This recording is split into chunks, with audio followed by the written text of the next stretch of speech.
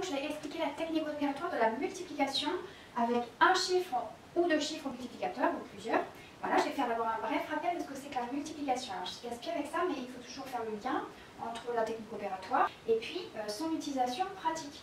Voilà, alors qu'est-ce que c'est que la multiplication? C'est l'opération qui permet de résoudre des problèmes à parts égales avec la division, qui est l'inverse de la multiplication.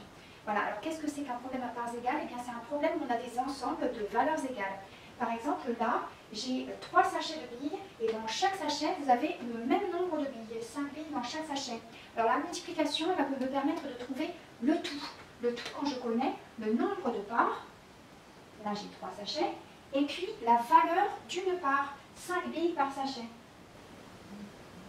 La multiplication va me permettre de connaître le total, j'ai 15 billes au total.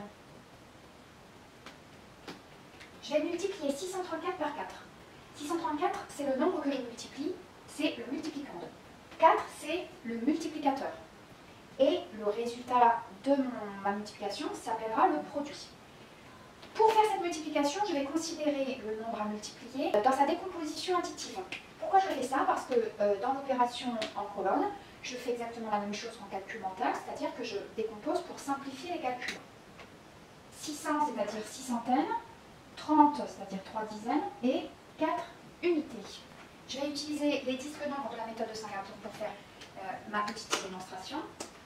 J'ai 4 unités, 3 dizaines et 6 centaines.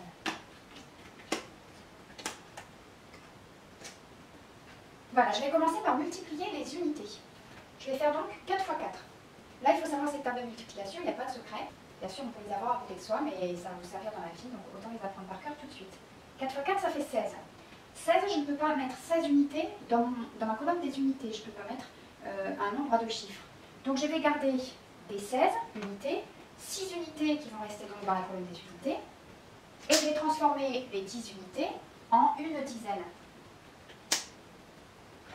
Donc dans mon opération, dans ma technique opératoire, ça donne quoi? Je fais 4 fois 4, ça fait 16. Les 6 unités, je les garde dans la colonne des unités, et là il faut bien considérer l'opération en colonne comme un tableau de numération, c'est-à-dire les unités sous les unités, les dizaines sous les dizaines, centaines, etc. On va ajouter donc la dizaine qu'on a formée avec les 10 unités, je vais la mettre dans ma colonne des dizaines. C'est ma retenue. Ensuite, je vais continuer en multipliant mes dizaines.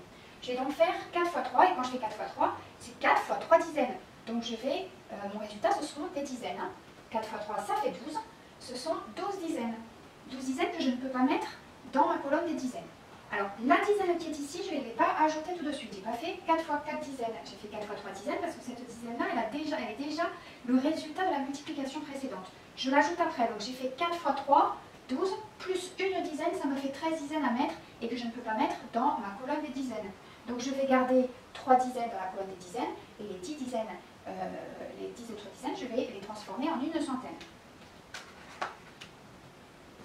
Cette dizaine, je l'ai utilisée, donc ma retenue là, ici je la barre pour être sûre de ne pas la réutiliser ultérieurement. Donc j'ai fait 4 fois 3, 12, plus 1, ça fait 13. Je garde mes 3 dizaines ici et je ajoute ma centaine là-haut. Je vais maintenant multiplier mes centaines. Je vais faire donc 4 fois 6 centaines, donc mon résultat ce sont des centaines. 4 fois 6 ça fait 24, ça fait 24 centaines.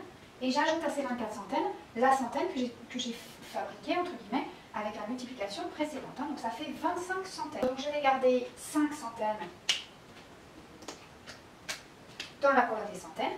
Et je vais fabriquer avec mes 20 autres centaines de milliers. Voilà, j'ai utilisé celle-ci, donc je peux la barrer. Et donc, ça va me faire 2536, et c'est mon produit, c'est le résultat de ma multiplication. C'est pas plus compliqué quand on multiplie par un nombre à 2 chiffres, comme c'est le cas là. Là, on a 234, donc c'est le multiplicand, on va multiplier par 43, c'est le multiplicateur. Notre opération en colonne, eh bien, elle correspond au tableau de numération classique, avec les unités, dizaines, centaines, etc. Et dans cette multiplication, en fait, je vais décomposer mon multiplicateur, cette fois-ci. 40 plus 3.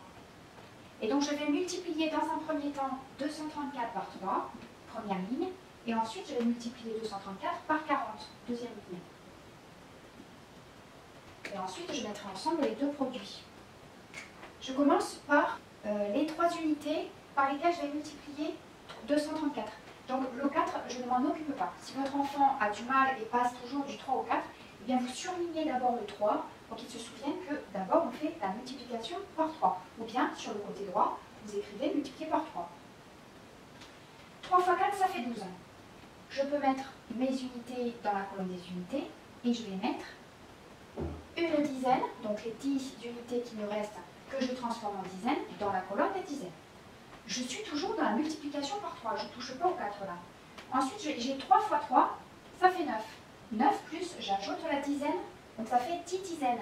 Ces 10 dizaines, je ne peux pas les laisser dans la colonne des dizaines, mais je peux les transformer en une centaine.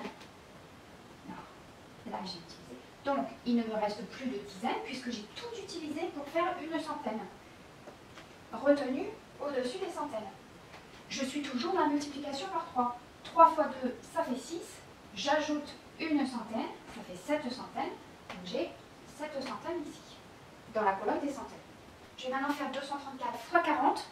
Et le produit de cette multiplication, il sera sur la deuxième ligne. Sauf que là, je multiplie par des dizaines. 4, ce sont des dizaines.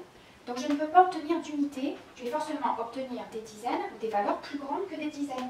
Voilà pourquoi il y a ce décalage de la multiplication à plusieurs chiffres au multiplicateur, parce qu'on a une valeur qui va être nulle. Là, je ne vais pas avoir d'unité, je vais directement avoir des dizaines. Donc, dans ma colonne des unités, je vais mettre un 0, puisqu'on ne peut pas ne rien mettre dans une colonne. Dans un tableau de numération, vous avez toujours un chiffre par colonne, et donc là où il n'y a rien, eh bien, il y a un 0. Je vais commencer avec 4 fois 4, 4 fois 4 ça fait 16. Ce sont 16 dizaines que j'obtiens et non pas 16 unités. Je vais garder 6 dizaines dans ma colonne des dizaines et je vais transformer 10 autres dizaines en une centaine. À l'école, j'ai appris à mettre ma retenue ici. Pourquoi? Eh bien parce que ensuite je vais faire 4 fois 3, 12. Et donc je n'oublierai pas d'ajouter la retenue qui est au-dessus du 3. Sauf que sur le plan mathématique, et là je fais une parenthèse pour les parents qui m'ont suivi jusque-là et puis pour les professeurs, sur le plan mathématique, c'est inexact. Pourquoi? Parce que quand je fais 4 fois 4, 16, je vais transformer 10 dizaines en une centaine. Donc ma retenue, sa valeur, c'est une centaine. Donc je devrais la mettre normalement dans la colonne des centaines. Et comme je ne peux pas embrouiller mes enfants, on va garder la retenue au-dessus du 3. Donc ensuite je fais 4 fois 3, 12, plus ma retenue, donc ça fait 13 centaines. J'ai 3 centaines que je garde dans la colonne des centaines, et les 10 autres centaines, je vais les transformer en un millier. Je fais ensuite 4 fois 2, 8, c'est 8 milliers, puisque j'ai fait en fait 4 dizaines fois 2 centaines. Donc j'obtiens des milliers. 4 fois 2, ça fait 8, plus 1, ça fait 9 milliers.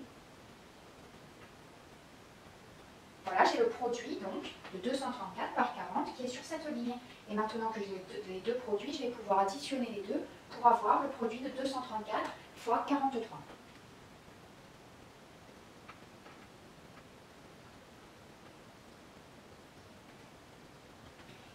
Ce n'est pas plus compliqué avec une multiplication à 3 chiffres ou plus au multiplicateur.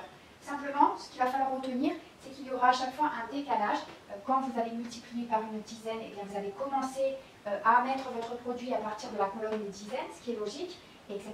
Si vous multipliez par une centaine, vous allez commencer à mettre votre produit à partir de la colonne des centaines, et donc toutes les autres colonnes vont être comblées par des zéros, puisqu'en numération, on n'a jamais une colonne vide.